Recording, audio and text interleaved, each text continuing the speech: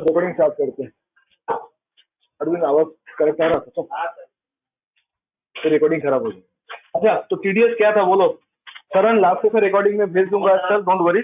आप एक बार देख लीजिएगा, मैं एक बार कर दे रहा हूँ क्या क्या पढ़े तो ब्रीफिंग कर दे रहा हूँ, आप सुनिएगा, आई थिंक आपको क्लियर हो जाएगा। ठीक है, तो TDS is a mode of payment, it is a mode of deposit और पेमेंट, जो भी बोलो, deposit of tax. Tax deposit करते हैं ना, तो टीडीएस छोड़ के और कितना मोड है हम लोग के पास, और भी मोड था हम लोग का, self assessment tax, very good, self assessment tax, advance tax, okay, and finally हम लोग जो पढ़ रहे हैं टीसीएस एंड टीडीएस। तो गाइस पहली बात हम लोग क्लियर कर दिए थे, इट्स नॉट अ टैक्स, ये कोई टैक्स नहीं है हम लोग का, it's a mode of payment of tax. ठीक है, तो जीएसटी जब पढ़ने जाओगे जीएसटी में भी सेम बात आएगा, अभी भी सेम बात ही है हम लोग का। तो जब इनकम टैक्स पढ़ोगे तो इनकम टैक्स व्यू पॉइंट हम लोग को पढ़ना है, जब हम लोग दूसरा चीज पढ़ेंगे तो दूसरा व्यू पॉइंट हम लोग करना है। That is point number 1। Point number 2, government TDS क्यों लेके आया था, व्हाई टीडीएस, एनीवन बताओ, टीडीएस क्यों लेके आया था गवर्नमेंट, बोले थे आप लोग लास्ट क्लास, हाँ बोलो क्यों लेके आए थे, क्यों लेके आया गवर्नमेंट, हाँ सही बोल रहे हो, बोलो, हाँ बोलो, हाँ बोलो बोलो, ऑन द स्पॉट नहीं मिलता है ऐसा मत बोलो, टैक्स तभी मिल रहा है जब भी इनकम हो रहा है, टैक्स तभी मिल रहा है जब भी इनकम हो रहा है, तो इससे गवर्नमेंट का फायदा हो रहा है क्या, गवर्नमेंट को वेट नहीं करना पड़ रहा है, टैक्स तभी, जैसे भाई साहब कल मैच जीत जाता तो टैक्स तभी मिल जाता, 30 साल के ऊपर जब जीतोगे तो टीडीएस काट लेगा गवर्नमेंट, तो तुम मैच आज खेल के जीत रहे हो, पैसे 1 साल बाद नहीं अभी देना है, बात खत्म, और आपका क्या फायदा हो रहा है, बर्डन कम हो जाए, तो ये अच्छा बात है ना। तो आज के डेट में टीडीएस का हर एक टाइम पे एक नया नया सेक्शन हम लोग क्या करते हैं, इंसर्ट हो रहा है मार्केट में या अमेंड हो रहा है।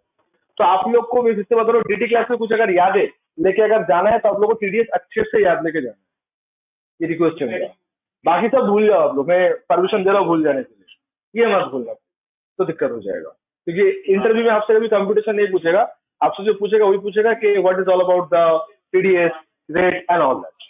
तो लास्ट क्लास और क्या पढ़े थे, लास्ट क्लास और पढ़े थे टीडीएस को हम लोग पढ़ते कैसे, तो आपको याद होगा टीडीएस हम लोग पढ़ने का जो तरीका ढूंढा था, वो पहले 5 सवाल का जवाब ढूंढे थे हम लोग। टीडीएस से याद आया, गवर्नमेंट टीडीएस काटने का रिस्पॉन्सिबिलिटी अपने ऊपर रखा है, तो किसी और के ऊपर दे दिया, किसी और को किसके ऊपर दे दिया सर, आपके लिए इनकम है, किसी के लिए एक्सपेंसेस है, तो अरविंद मैं तुम्हें आज कंसल्टेंसी फीस दे रहा हूँ, मेरे लिए खर्चा है, तुम्हारे लिए क्या है, इनकम है, तो I am the pair, he is the पेई, तो टैक्स इसको भरना है, इनकम जिसका टैक्स उसी भरेगा ना, बट गवर्नमेंट को पता है अगर इसके रिस्पॉन्सिबिलिटी दिया जाएगा तो गवर्नमेंट को टैक्स कभी नहीं मिला, क्यों नहीं देगा, ठीक है, बोलेगा अभी नहीं, सब परसों मन नहीं है, फील नहीं आ रहा है, ठीक है, लेकिन अगर मुझे बोले गवर्नमेंट कि अरविंद का पूरा पैसा ना देना, तो मेरे मन में लड्डू फूटेगा, काम पूरा करेगा पैसा पूरा नहीं देता है, ठीक है, तो हमने टीडीएस काट कर उसको पेमेंट करना, मतलब इन शॉर्ट बात ये था, मैकेनिज्म क्या है टीडीएस का, कि जब भी कोई खर्चा हम लोग पे करते हैं, हम लोग के लिए खर्चा तो सामने वाला के लिए इनकम होगा, तो जब भी आप कोई एक्सपेंसेस ड्यू या पे करते हो तो पूरा एक्सपेंसेस पे नहीं करना है, कितना पे करना है, कुछ सर्टेन अमाउंट होल्ड करके रिटर्न करके बैलेंस अमाउंट पे करना है, अगर 1 लाख अमाउंट हुआ तो 1 लाख का 5% रिटर्न करके हम लोग को सामने पे करना है, समझ रहे हो मैं क्या बोल रहा हूँ। अच्छा तो ये गया टीडीएस का मैकेनिज्म, तो रिस्पॉन्सिबिलिटी किसके ऊपर है, टीडीएस डिडक्ट करना, बोलो अमन, टीडीएस कौन डिडक्ट करेगा, पेयर करेगा, जमा कौन करेगा, अगर गलती हो तो गलती का सजा किसको मिलेगा, लेकिन जमा किसके नाम पे हो, पक्का, तो टीडीएस रिटर्न जब फाइल करेंगे उसमें ही सीखेंगे कैसे, ये इन्फॉर्मेशन गवर्नमेंट को देते। सर आप 1 लाख रुपए टीडीएस जमा कर दो, आप 1 लाख रुपए टीडीएस जमा कर दो, कैसे पता चलेगा ये 1 लाख रुपए मेरा नाम का है, ये भाई साहब मान लो एक दिन जिमिल में 40,000 रुपए जीत गया, माला होगा, जैकपॉट लग गया इसके, ठीक है, तो टीडीएस इसके नाम पे कटेगा 30%, पर इसके नाम पे टीडीएस काटा हुआ है, ये गवर्नमेंट को कैसे पता चलेगा, जब पेयर बताएगा, नहीं जब वो तो उसको पता है जो इसको पे कर रहा है, सरकार को कैसे पता होगा कि ये ड्रीम 11 वाले भाई साहब को मिला, नाम नाम तो सुना ही होगा, देखिए तो ये भाई साहब का नाम पे जाएगा, राहुल के नाम पे जाएगा, राहुल बोल के तो बहुत सारा है, तो तुम्हारा पैन कार्ड होगा तो पैन कार्ड बोलना पड़ेगा, तो जो टीडीएस काटा है वो टीडीएस रिटर्न फाइल करेगा, उसमें एक कॉन्सेप्ट होता है एनेक्चर बोलते, एनेक्चर में हम लोग को बोलना पड़ता है कि आप किन को कितना पैसा दिए हो, कब दिए हो, कितना रेट ऑफ टीडीएस काटे हो और कितना अमाउंट टीडीएस काटे, तब जाकर राहुल के नाम पे गवर्नमेंट के पास इंफॉर्मेशन आएगा, मिस्टर राहुल आपके नाम पे इतना टैक्स जमा है, तो जब तक पेयर रिस्पॉन्ड नहीं करता, रिपीट, जब तक क्या नहीं होता, पेयर रिस्पॉन्ड नहीं करता, सरकार को पता ही नहीं चलता तो उसके नाम पे टीडीएस गया कि नहीं गया। समझ रहे हो सर? ओके, तो गाइस ये था हम लोग का टीडीएस का इंट्रो कि टीडीएस क्या, क्यों एंड ऑल दैट। आप लोग कन्विंस हो, समझ लोगे? तो टीडीएस पढ़ने का दो तरीका था हम लोग का। तरीका नंबर 1 कि पहले इसको जान पहचान करेंगे, जो टैली क्लास में आप लोग अक्सर पूछते हो, देखते हो, पढ़ते हो कि ये सेक्शन है, ये रेट है, ऑल दैट। और दूसरा होता है केस स्टडीज। तो हम लोग अभी नॉलेज के ऊपर फोकस करेंगे। थियोरिटिकल बोल सकते हो, बट मेरा इसमें थ्योरी नहीं बोलना है, मुझे इसको प्रैक्टिकल इंटरप्रिटेशन बोलना है। प्रैक्टिकल इंटरप्रिटेशन का मतलब होता है मुझे इसको प्रैक्टिकली चीज को समझना है। प्रैक्टिकली समझना है मतलब सर लॉ को कॉम्प्लिकेशन कहाँ आते हैं। तो आज अगर कोई टीडीएस जमा हो रहा है तो मार्केट में किस तरह का प्रॉब्लम होता है, जैसे कि मोबाइल फोन टावर कहाँ बैठता है, या तो छत पे होता है या फिर जमीन पे होता है, ये भी बैठता है ना, या तो छत पे या तो उससे बैठता है मोबाइल टावर। तो आज मोबाइल फोन टावर कंपनी जो है, मोबाइल फोन टावर कंपनी जो है वो भाड़ा देता है। किसको भाड़ा देता है? जिसका लैंडलॉर्ड हो, जिसके जमीन जो भाड़ा देता है, डन। अब इसका अंदर तो कॉन्ट्रैक्ट बनता है कि 99 ईयर्स का प्रॉपर्टी आपके पास रहेगा, आप कुछ ये नहीं कर सकते, ऐसा कि नहीं रहता है? ऐसा है। तो सर आप एक बात बोलो, बात ये कॉन्ट्रैक्ट का हो रहा है लेकिन दे रहा है रेंट, दे रहा है रेंट। तो आप एक बात बोलो, हम लोग का जो टीडीएस है उसमें दो सेक्शन है, 194 है रेंट के लिए भी है, आगे पढ़ेंगे हम लोग जाके, और 184 से कॉन्ट्रैक्ट के लिए भी है। हाँ तो बट है तो कॉन्ट्रैक्ट ही। क्या कॉन्ट्रैक्ट होता है कि इतना अमाउंट आपको पहले देना है, मंथली इतना देना है, एक जॉब आपको फैमिली को ऑफर किया जाएगा, वगैरह वगैरह। तो आज अगर ये नहीं हो रहा है मतलब आज अगर ये पैसा मतलब टीडीएस काटने का मौका मिले तो हम कौन सा सेक्शन में टीडीएस करें? मेरे सामने कॉन्ट्रैक्ट भी आ रहा है, मेरे सामने रेंट भी आ रहा है, मैं कहाँ टीडीएस? कंफ्यूजन, मार्केट में हुआ कंफ्यूजन। ये क्योंकि मोबाइल फोन टावर में भाड़ा किस चीज का दिया जा रहा है पहले ये देखा जाए। क्या वो लैंड का भाड़ा दे रहा है, क्या बिल्डिंग का भाड़ा दे रहा है, फर्नीचर का भाड़ा, किस चीज का भाड़ा दे रहा है? पोजीशन का भाड़ा दे रहा है, जो पोजीशन वो लेके रखा है। Getting my point? तो ये सब कंफ्यूजन है मार्केट में। ये सब कंफ्यूजन दूर करने के लिए हम लोग क्या करना पड़ता है, हम लोग को केस स्टडी पढ़ना पड़ता है। तो will be learning some case studies. Clear? आइए शुरू करते हैं हम लोग फटाफट। तो पहले 5 क्वेश्चन जो हम लोग बात किए थे, 5 क्वेश्चन का आंसर। तो पहले 5 क्वेश्चन का आंसर हम लोग देंगे। कौन सा 5 क्वेश्चन का आंसर? कौन टीडीएस काटेगा, किन से काटेगा, कितना अमाउंट तक नहीं काटेगा, अगर टीडीएस रिजेक्ट करना हो तो रेट क्या रहेगा, और कब कर, समझ रहे हो? तो याद है ना एकदम पूरा? गुड, ठीक है, चलो अच्छा है। अच्छा तो गाइस हम लोग शुरू किए थे 192 से। तो हार्ड को सैलरी स्टार्ट करें, डिस्कस करें हम लोग। सर हमको समझ में आया, तुम्हें क्या समझ में आया कि टीडीएस नहीं पढ़ना है? ओके चलो नेक्स्ट हम लोग टीडीएस ऑन सैलरी।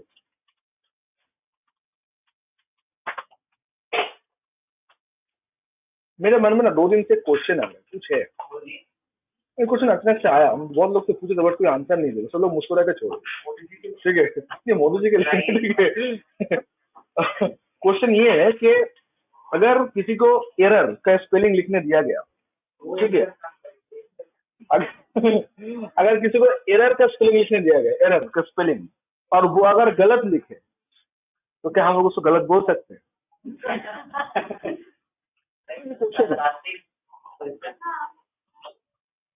क्या बोलेंगे? आपको हिंदी में बोलिए, आपको लिखने क्या दिया गया, गलती का स्पेलिंग, आप क्या लिखे हो, गलत, ठीक है? तो इस तरह में आंसर कन्फ्यूजन, ठीक है? हाँ तो किस चीज का स्पेलिंग था? इंग्लिश में कन्वर्ट हो, एरर का spelling is error, what does it make sense? चलो ऐसा क्वेश्चन मन में आना चाहिए, ठीक है?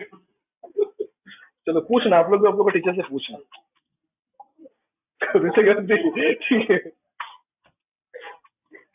आप लोग ऐसा फालतू सवाल भी पूछो टीचर से कि 12 में पहले 1 आता है बाद में 2 आता है, 13 में पहले 1 आता है फिर 3 आता है, 11 में क्या आता है, दोनों एक आता है, कौन सा एक पहले लिखना? स्कूल में ना सबके बैच में पागल होता है जो बदमाशी करता है, जो बोलना ये सब क्वेश्चन किसी का मन में आया? नहीं आया तो बहुत बड़ा क्वेश्चन है। बोलो इंटरव्यू किया गया नहीं, मतलब समझे नहीं। तो 6 का उल्टा करेंगे तो 9 हो जाता है। तो बंगाली में 6 का उल्टा करो, 9 होता है, हिंदी में करो। हाँ, तो वो भी तो बोलेगा W को M का अंदर क्या डिफरेंस, उल्टा करने से हो जाएगा। उल्टा क्यों किया, वही बात। तो उस टाइम पे बहुत तंग आ गया होगा, इसलिए गिर गया होगा। ठीक है। टीचर टीचर क्लासरूम के बाहर क्लासरूम को बाहर करते, ये सही नहीं है, इसको एनकरेज करना, जिस तरह क्वेश्चन को एनकरेज करना। ये हम लोग क्लासरूम में या तो फालतू चीज सिखाया जाता है ना, पढ़ो पढ़ो पढ़ो पढ़ो, इसमें भी क्वेश्चन आता है यार माइंड में। गूगली तो यही तो स्टार्ट होता है ना, मतलब अब देखो हम लोग ऐसे उत्पटांग का सवाल लगता है, टीचर कंप्लेन करता है, बट जब आप लोग कोई लॉजिकल रीजनिंग सॉल्व करते हो, उसमें कौन सा लॉजिक फॉलो होता है, उसमें तो ट्विस्ट एंड टर्न ही रहता है ना। चलो एनीवे, एरर वाला मुझे रिसेंट में आया। ठीक है, एक सेकंड।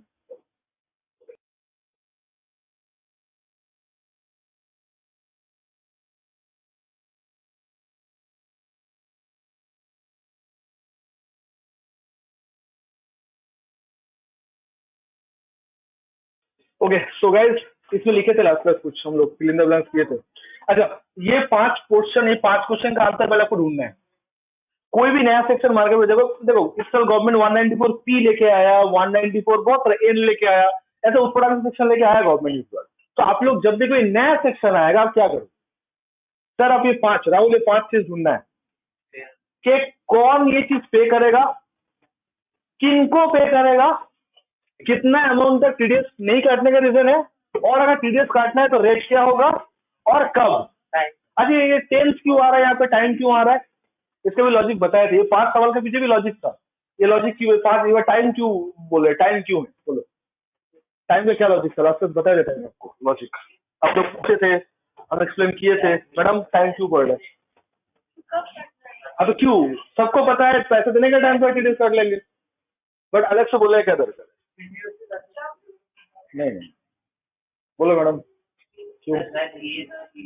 मतलब जब आप शायद बहुत पॉपुलर काम था लास्ट ईयर, एक गाना आया था बहुत पॉपुलर हुआ, तो बोलो शायद क्या है, बोलो। मतलब जब आप करेंगे और बात करेंगे तो मतलब आप ये रीजन, पहले बात तो मैं आन करो, मैं देने का तो बात हो ही नहीं रहा है, जो मुझे देगा वो टीडीएस काटेगा।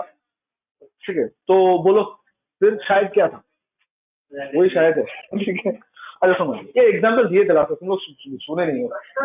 एक्चुअल कॉन्सेप्ट बोले थे ना, एक्चुअल कॉन्सेप्ट, तो वही तो लॉजिक है। आज जब भी खर्चा होता है तो रूल्स क्या बोलते हैं कि खर्चा पहले ड्यू करो फिर पे करो। तो 31 मार्च आ रहा है, कब आ रहा है, होली के बाद आ रहा है, ठीक है। तो 31 मार्च के बाद हम लोग का टीडीएस सेशन, 31 मार्च हम लोग जो आ रहा है उसमें सब ड्यू एंट्री होगा, या ऐसे जो बिल्डिंग लेके रखा है रेंट पे, इसके भी ड्यू एंट्री करेगा। आपको जो जो खर्चा है सब ड्यू एंट्री करना, कब करना है, 31 मार्च को करना है, क्या एंट्री करना है, ड्यू एंट्री करना है। तो आप ड्यू एंट्री 31 मार्च को करोगे, पेमेंट 31 मार्च ही कर दोगे कि थोड़ा दिन बाद। तो पेमेंट अलग दिन हो रहा है, ड्यू अलग दिन हो रहा है, बट है की चीज के लिए रहा है, खर्चे के लिए, रेंट के लिए। तो सवाल तो मन में आ ही सकता है ना कि ड्यू एक दिन हो रहा है, पेमेंट एक दिन हो रहा है, टीडीएस कब कटना है। तो आमतौर पे लॉ क्या बोलते हैं, whichever is earlier, whichever is earlier, मतलब जिस दिन ड्यू होगा या पेमेंट होगा उसी इज अर्लियर। बट इसके बाद में हम बोले थे, आपको सुन के ऑलवेज लगेगा सर ये तो बहुत बेकार चीज है, क्योंकि ड्यू तो सबसे पहले पहले ही होगा। अगर आप ड्यू और पेमेंट का बात करोगे तो ड्यू तो पहले होगा, 31 मार्च में 31 तारीख को ड्यू होगा, पेमेंट बाद में होगा, समझ रहे हो। तो सर फिर ऐसा कॉन्सेप्ट क्यों सर, यहाँ पे पेमेंट मतलब फुल एंड फाइनल पेमेंट नहीं था, सब तरह का पेमेंट था। आज किसी पे एडवांस दे रहे हो तो भी क्या माना जाएगा, वो पेमेंट माना जाएगा। तो अरविंद तुम चेन्नई टीम को एडवांस दिए हो, या चेन्नई टीम तुम्हें एडवांस दिए, तो सप्लाई द टी शर्ट, ठीक है, तो तुम्हारा बिल बना के दे दियो तुमने कि पैसे मिल गया, तो टीडीएस काटा जाएगा। क्या एडवांस में टीडीएस काटा जाएगा, क्यों, क्योंकि पहले एडवांस हो रहा है। इसलिए आप जब टैली का प्रैक्टिस करते हो, देखना एक कॉन्सेप्ट आता है वहां पे, एडवांस के ऊपर टीडीएस काटो। वो इसलिए आता है क्योंकि लॉ ये बोलते हैं कि at the time of making payment और crediting the party whichever is earlier. अब ये क्रेडिटिंग द पार्टी का मतलब ड्यू कैसे हुआ, ये आज प्रूफ कर देंगे हम, डोंट वरी। सीलिंग मतलब जितना तक टीडीएस नहीं करता, अब दो सीलिंग मतलब जितना तक टीडीएस नहीं करना, ठीक है। तो आइए एक बार फटाफट कॉपी पेस्ट कर लेते, उसके बाद आगे बढ़ते हैं। तो भाई बोलो पेयर कौन है, सैलरी कौन देता है, बॉस देते हैं, बॉस, अक्षय कुमार छोड़ के सब लोग, ठीक है। तो अपने आपको बॉस बोलते हैं ना, मूवी आया था उसका बॉस बोल के। अपने आप को खिलाड़ी भी हाँ खिलाड़ी तो उसका तो सिग्नेचर है। अरे खिलाड़ी तो याद है, उसका मूवी रिलीज होगा इस जन्म में। वो जो सूर्यवंशी बोल के जो मूवी आया था भाई साहब का ट्रेलर 4 मिनट का जो लेके आया था, ओटीटी भी रिलीज करने का था, कभी वो नहीं, हम नहीं करेंगे, लॉस होगा, बहुत हाई बजट का मूवी है। और ओटीटी यहाँ पे तो फायदे हो जाता है इंडिया में। और तो जाएगा, लोग तो रेडी एकदम पूरा, अमेज़न जैसे ही डालेगा खींच के एकदम डाल दो टॉरेंट एकदम पूरा, लोग रेडी होते हैं कब चाहिए। हम नेटफ्लिक्स रिसर्च करते हैं, लोग मुझे बोलते सर क्यों करते हो, सब क्या चाहिए बोलो। मैं बोला भाई ये गलत है, ठीक है हम नहीं करते भाई, ये गलत है। चलो 2 3 5 हो गया। रेट क्या है हम लोग का, एवरेज रेट, ये हम लोग को सीखना है एवरेज रेट, ठीक है। और टाइम क्या होगा सैलरी में, हाँ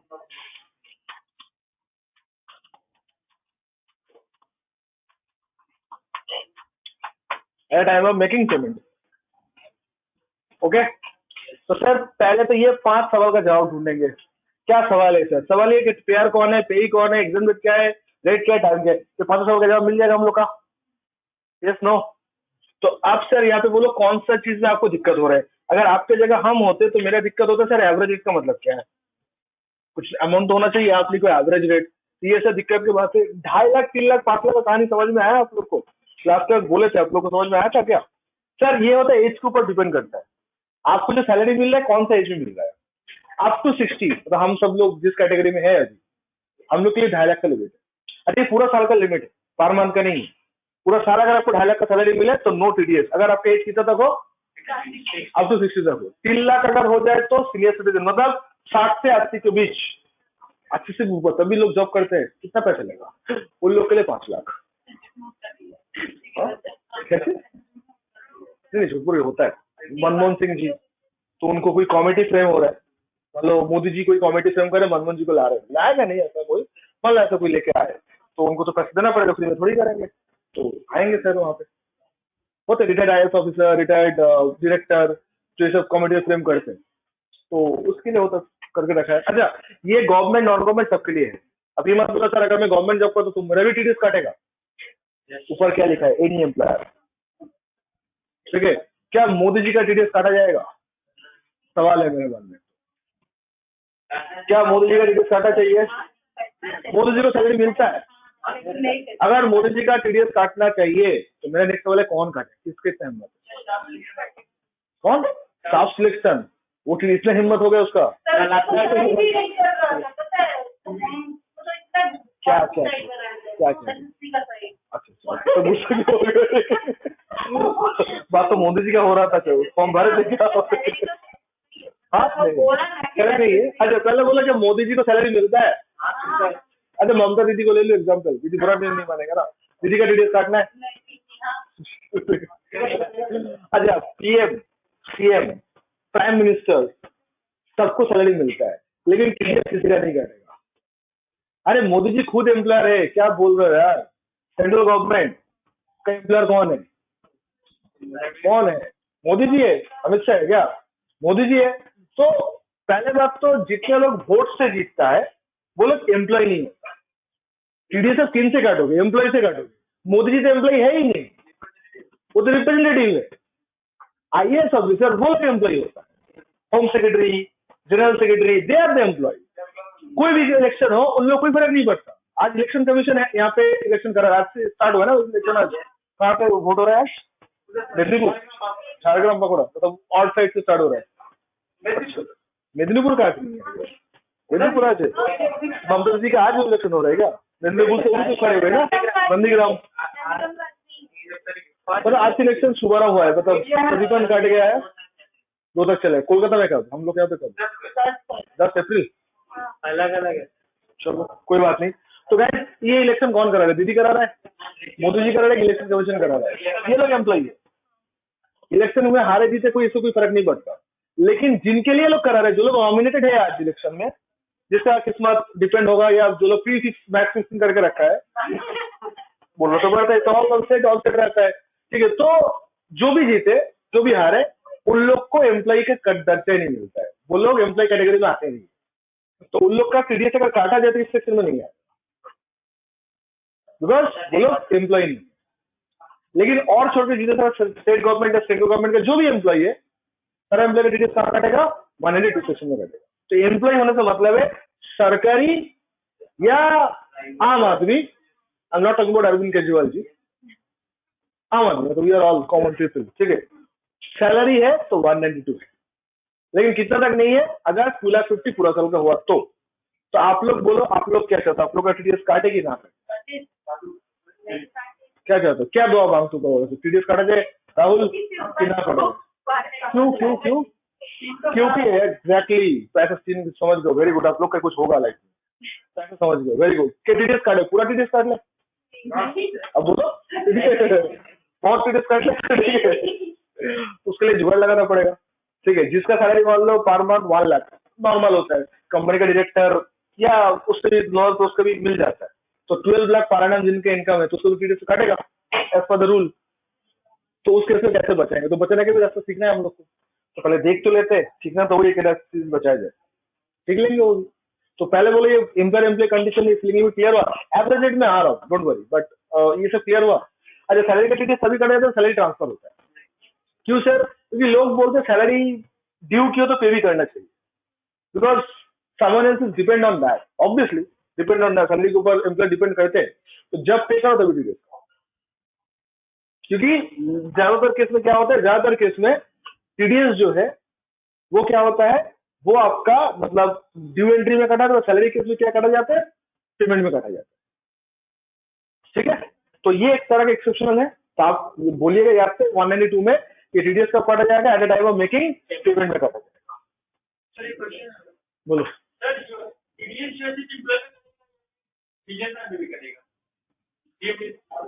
ना, गजब हो यार, ये मोदी जी दीदी का क्यों लेके आए थे? फिर हम यहाँ पे पढ़ो और उसको पढ़ो। अरे भाई हाजी तो पढ़ रहे, कहाँ लास्ट में पढ़ो। पे ही कौन है? पे ही कौन है? कौन है? बिजनेसमैन है, इज रेडी बिजनेसमैन, इस सेक्शन में नहीं काटेगा, बिजनेसमैन में टीडीएस काटेगा, but not in this section, some other section. ये बोली सैलरी का होगा, वो तो उस इंडिविजुअल के अंदर आ जाएगा ना, तो उसको टीडीएस काटेगा। अगर कॉन्ट्रैक्टर हो तो काटेगा उसका। ये जो बिल्डिंग का लैंडलॉर्ड, तो उसके लिए क्या लैंडलॉर्ड पार्ट टाइम इनकम है कि फुल टाइम इनकम? बहुत पैसा मिलता होगा, हाँ मिलता है, ऑब्वियसली इस जगह पे प्रॉपर्टी हो तो पैसा मिलना भी चाहिए, सॉलिड के लिए प्रॉपर्टी है तो आपको पैसा ही पैसा मिलेगा, भाड़ा देके पैसा मिलेगा, तो आपको तो प्रोफेशन ही हो, बिजनेस प्रोफेशन ही हो गया ना, टीडीएस काटेगा sir, but not in this section. ये सेक्शन एक्सक्लूसिवली सैलरी होल्डर के लिए होगा, जो जॉब करेगा, इसमें पेमेंट बेसिस पे काटेगा। नॉर्मली ड्यू होता है, इसमें क्या होगा? पेमेंट पे होगा। नहीं, ड्यू बेसिस पे नहीं काटते, उसी में अर्लियर होता है, टीडीएस हम लोग काटेगा उसी में अर्लियर पे होगा, ठीक है। आगे बढ़े, चलो आगे बढ़ते। आप हेडिंग करो कैलकुलेशन ऑफ एवरेज डेटा, जिसको कंप्लीट कर रहे हैं आप लोग से। कहने छोड़ दिया और पे क्या चाहिए?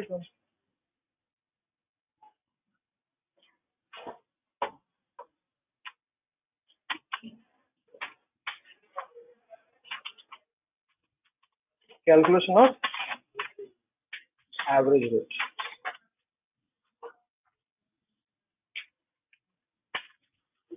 सुनो ध्यान से, ये चीज कैसे होता है, ठीक है। पहले स्टोरी सुन लो अच्छे से, तो बात याद रहेगा।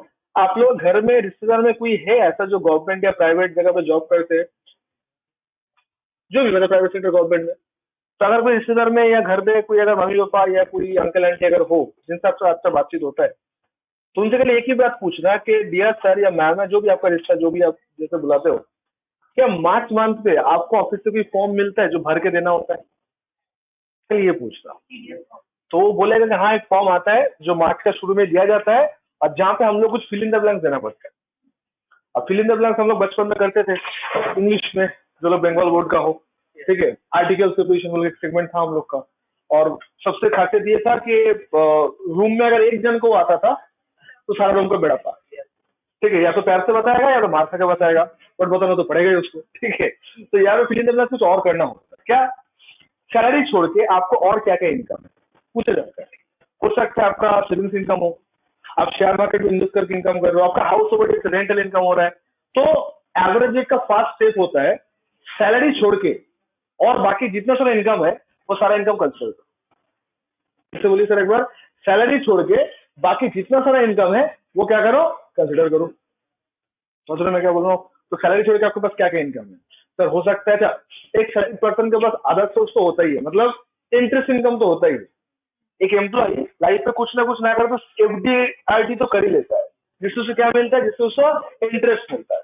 क्या मिलता है उसको? इंटरेस्ट मिलता है। तो इंटरेस्ट मिलेगा उसको, क्या मिलेगा? इंटरेस्ट मिलेगा।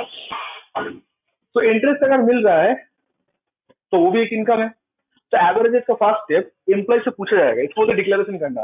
एम्प्लॉय से पहले सवाल पूछा जाएगा कि सैलरी छोड़ के और कौन से इनकम आपका हो रहा है। स्टूडेंट बोलता है सर क्यों बताऊं, बॉस अपना काम से काम रखे, उसको क्यों इतना जानने की जरूरत है, हम कहां से ऐसा लोग होता है, हम क्यों बताएं? तो आप लोग इस कैटेगरी में आते हो। अगर बॉस पूछे तो क्या बोलोगे, क्यों बताना, क्यों जानना है? याद रखना बॉस है, and boss is always right. या फिर राइट में तो राइट भी है और राइट में तो हक भी है, तो हक से पूछ भी सकता, बता देना चुपचाप, अगर जॉब करना है तो, नहीं तो वो गुस्सा की और जगह निकालेगा आपका, फिर आपका दिक्कत हो जाएगा। ठीक है, तो बॉस का ऐसे कुछ भी हम लोग नहीं करते, नंबर 1। नंबर 2 सर, अगर हम लोग गलत इन्फॉर्मेशन बता दे तो मोदी जी बुरा बन जाएगा। मतलब सर मेरा ना इंटरेस्ट इनकम हुआ है 1 लाख, हम बॉस को बोले 10,000, एक जीरो ही हटा दी, ठीक है, तो बॉस उसको सही मान लेगा, उसको थोड़ी देखने की जरूरत है, आप जो बोलोगे वो मान लेगा। लेकिन मोदी जी के पास चला गया, आपके पास 1 लाख रुपया, कैसे? हर एक बैंक अकाउंट पे पैन कार्ड असाइन रहता है, तो आपको अगर इंटरेस्ट हुआ है तो बैंक वाला TDS काटा है और वो ऑलरेडी इनकम टैक्स रिपोर्टेड है। तो मोदी जी अगर पकड़ लिया तो आपको करेक्शन का टाइम नहीं देगा, सीधा आपको गलती बोलेगा और इंटरेस्ट पेनल्टी चार्ज कर देगा। इससे अच्छा क्या है, बता देते। तो सर आप क्या रिकमेंड करते हो, क्या बताना चाहिए बॉस को? मेरे हिसाब से बता देना चाहिए। क्यों बता देना चाहिए? अगर आप बता देते हो तो आपका बर्डन हट जाता है, आपका इनकम बॉस कैलकुलेट करेगा, टैक्स लायबिलिटी वही कैलकुलेट करेगा, आपको खाली चुपचाप देख के देखना क्या हो रहा है। रिटर्न फाइल करना पड़ेगा आपको, बट आपको कुछ ऐसा रिटर्न में कंप्यूटेशन करना नहीं पड़ेगा। फॉर्म 16 जो आएगा ना आपका, उसमें सब चीज प्री डिफाइंड होकर आ जाएगा। तो फॉर्म 16 आप देखिए, रिटर्न में आपको खत्म, 2 मिनट का रिटर्न बन जाएगा, 2 मिनट का रिटर्न बन जाएगा। समझ रहे हो? तो स्टेप नंबर 1 क्या है? स्टेप नंबर 1 ये है हम लोग का कि इनकम सैलरी छोड़ के जो हेड का इनकम है, सारा इनकम को क्या करना है? छोड़ना है। तो फिर से बोलिए, सैलरी छोड़ के जो हेड का इनकम है सबको क्या करना है? जोड़ना है। अब ये सुन के स्टूडेंट बोलता है सर बॉस को खाली इनकम दिखता है, मेरा लॉस भी हुआ है, तो उसको भी लेने बोलिए भाई, दो ही, मतलब आपको अच्छा वाला लेना, बुरा वाला नहीं लेना, थोड़ी होता है, तो लॉस भी लेना होगा। इनकम टैक्स बोला गया जरूर लेंगे, बराबर लेंगे, लॉस को भी किया जाएगा, लेकिन ओनली हाउस प्रॉपर्टी वाला, हाउस प्रॉपर्टी से जो लॉस हुआ है खाली वही लॉस हम लेंगे, बाकी लॉस हुआ है वो तुम जाके बता, किसको? गवर्नमेंट को, हम नहीं बोलेंगे। कौन? बॉस बोलेगा। क्लियर? तो सबसे पहले क्या है हम लोग का? सबसे पहले है कि सैलरी लेना है कि सैलरी छोड़ के और भी इनकम लेना है? अदर से लेना है। बॉस नॉर्मली क्या लेते हैं? बॉस सैलरी लेता है और अदर सोर्स से लेते हैं। कैपिटल गेन बोले तो बॉस नहीं लेते, तो बोले आप झमेला होता है कैपिटल गेन। और हाउस प्रॉपर्टी के लिए क्या लेंगे? लॉस किसका लेंगे? हाउस प्रॉपर्टी लॉस लेंगे। तो सर मान लो मेरा हाउस प्रॉपर्टी में इनकम है, लॉस नहीं है, तो बॉस उसको डिनाई करेगा कि ले लेगा? क्यों? हाउस की लॉस का बात कर रहा है, लॉस नहीं हुआ है तो लेना चाहिए, लेना चाहिए। क्यों? क्योंकि वो इनकम है। वेरी गुड, वो इनकम है, इनकम सब अलाउड है, लॉस के लिए कौन सा अलाउड होगा? HP मतलब house property, it's not HP Hindustan petroleum और बहुत कुछ होता है, नॉट दैट। होली आ रहा है तो आप लोग हिंदुस्तान पेट्रोलियम मत लिखना, आप लोग पूरा लिख लेना हाउस प्रॉपर्टी। होली के बाद कॉपी खोलोगे तो पता नहीं चला क्या लिखो, पूरा लिखना। राहुल तुम फर्स्ट पे लिख लेना, क्या लिखोगे? हाउस प्रॉपर्टी लॉस, ठीक है। नेक्स्ट, थर्ड, सर आप लोग को पता है चैप्टर 6 से बोले चैप्टर होता है जिसमें 80C सेक्शन होता है। 80D मतलब कोई LIC करेंगे तो डिडक्शन, इंश्योरेंस करेंगे तो डिडक्शन, मेडिक्लेम लेंगे तो डिडक्शन। तो बॉस को ये सब भी चाहिए, आप कितना LIC प्रीमियम पे कर रहे हो, कितना मेडिक्लेम दे रहे हो, PF कितना जा रहा है, और डिडक्शन चैप्टर 6 से कंसिडर हो। ये 3 चीज कंसिडर करने के बाद आपको क्या कैलकुलेट करना होगा? Average rate. तो आप लोग हेडिंग करो, हेडिंग क्या क्यों भाई आप लोग? Calculation of average rate. तो नंबर 1 आओ, किसके नंबर 1? ठीक है,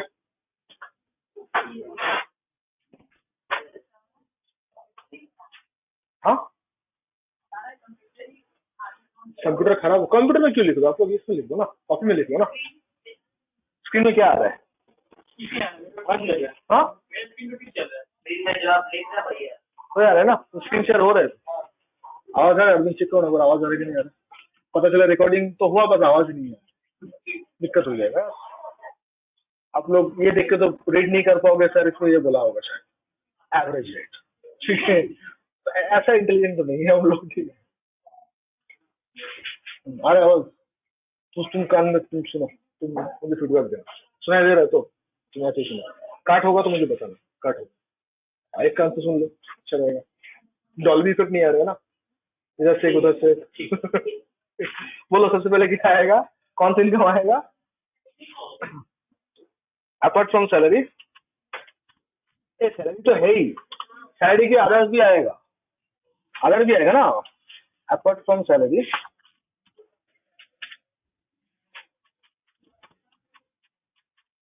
other income shall be considered.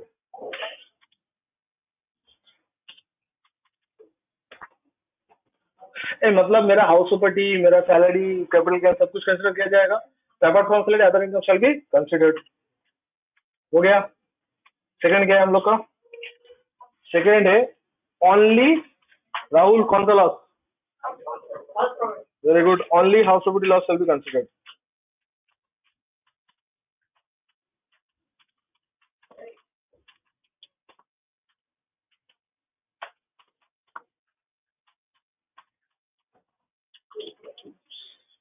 Only house property loss shall be considered.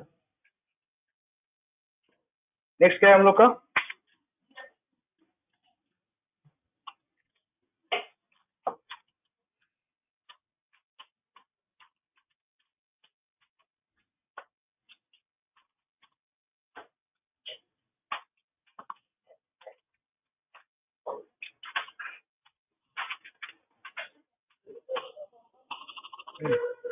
बहुत कुछ मतलब बहुत कुछ नहीं है, बट कुछ सेक्शन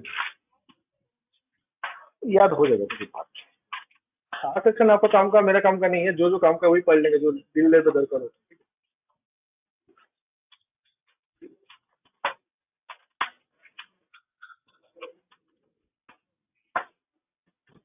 ठीक है, ये है ना हाँ वाया क्या लग रहा है? वाया, कोई बात नहीं सर। अब क्लासरूम का याद नहीं आ रहा तो 6 सब्जेक्ट का सेक्शन, ठीक है, चैप्टर 6। ओके, अच्छा और एक पॉइंट में लिख रहा हूँ, बट आप लोग देख लेंगे, इसको हम लोग बाद में डिस्कस कर लेंगे, तो खास पॉइंट नहीं है।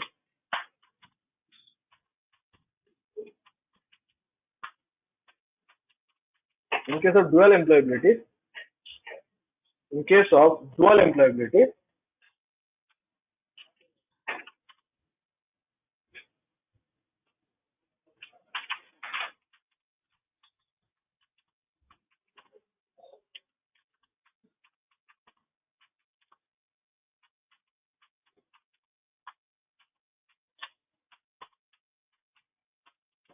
shall be clubbed.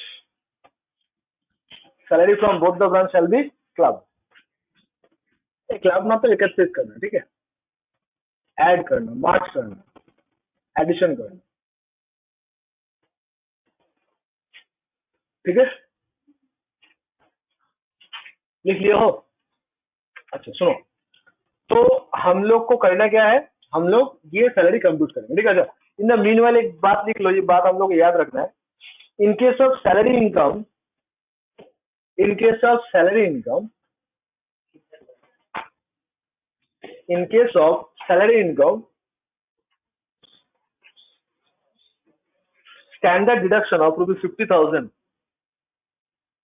In case of salary income, standard deduction of ₹50,000. In case of salary income, standard deduction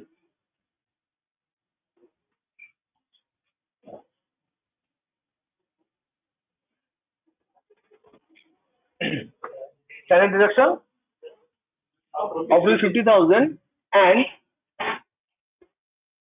deduction of professional tax and deduction of profession tax of rupees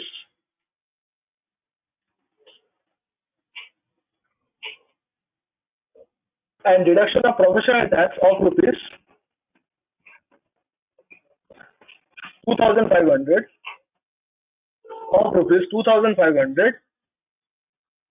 maximum to 2,400 maximum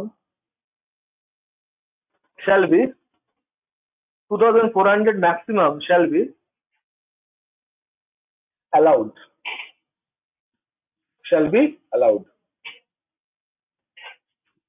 इसका मतलब क्या है? तो मतलब मान लो, देखो दोस्तों ध्यान से देखो, ये बात आपको याद रखना है, ये बाय डिफॉल्ट मिल जाता है। क्या है सर, क्या मिल जाता है इधर देखो। मान लो सपोज मेरा 8 लाख किसी का टोटल पर एनम सैलरी है, इधर देखो किसी का मान लो पर एनम 8 लाख सैलरी है, ठीक है, किसी का पर एनम 8 लाख सैलरी है, तो सबसे पहले उससे क्या लेस करेंगे हम लोग? 50,000 सैलरी डिडक्शन लेस करेंगे और प्रोफेशन टैक्स मैक्सिमम 2400 लेस करेंगे, मैक्सिमम, इससे कम भी होता है समटाइम, ठीक है, तो मैक्सिमम कितना लेस करेंगे? 2400 लेस करेंगे। तो इतना करने के बाद जो फाइनल अमाउंट आएगा मेरा, ये मेरा टैक्सेबल सैलरी होगा गाइस, ये मेरा टैक्सेबल सैलरी होगा, इसके ऊपर एवरेज रेट कैलकुलेट होगा। तो जब भी आपके सामने कोई इन्फॉर्मेशन रहेगा, सबसे पहले आप क्या लेस करोगे? Standard deduction from salary, how much guys? Standard deduction का मतलब इररेस्पेक्टिव ऑफ द फैक्ट आपको मिलेगा। मतलब सैलरी कम हो, ज्यादा हो, करोड़ों अरबों हो, मोदी जी के बाद आपका सैलरी हो, व्हाटएवर, ये सबको मिलेगा। कितना? 50,000 का मिलेगा हर मंथ की पूरा साल का? सोचने की बात, पर मंथ, पूरा साल का, ठीक है। और 2400 के हम लोग का प्रोपोर्शनल टैक्स मैक्सिमम 200 करके पर मंथ होता है, ठीक है। तो गाइस हम लोग क्या करेंगे, हम लोग ये डिस्कशन के जब भी सैलरी को डिस्कशन करेंगे तो सबसे पहले हम सैलरी से क्या लेस करेंगे? सबसे पहले सैलरी से हम लेस करेंगे स्टैंडर्ड डिडक्शन। मान लो किसी का सैलरी पूरा साल का सैलरी 1,20,000 रुपए, 1,20,000 लेके चलेंगे, 50 लेस करेंगे, बताइए 1,20,000 से 50 लेस होगा सर? 50 लेस होगा, कितना लेस होगा? 50 लेस हो जाएगा,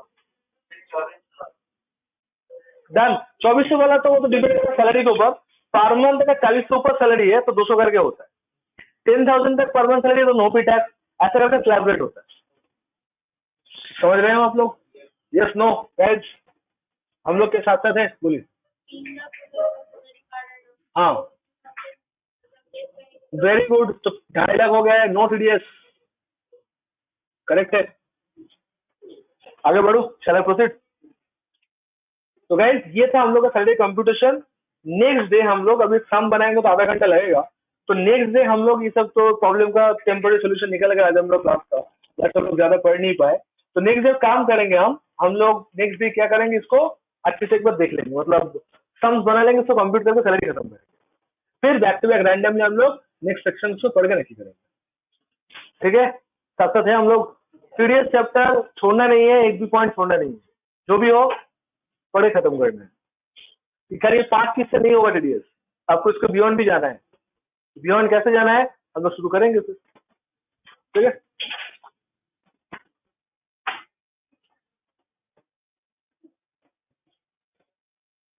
चलो आज इतना रहना देते हैं।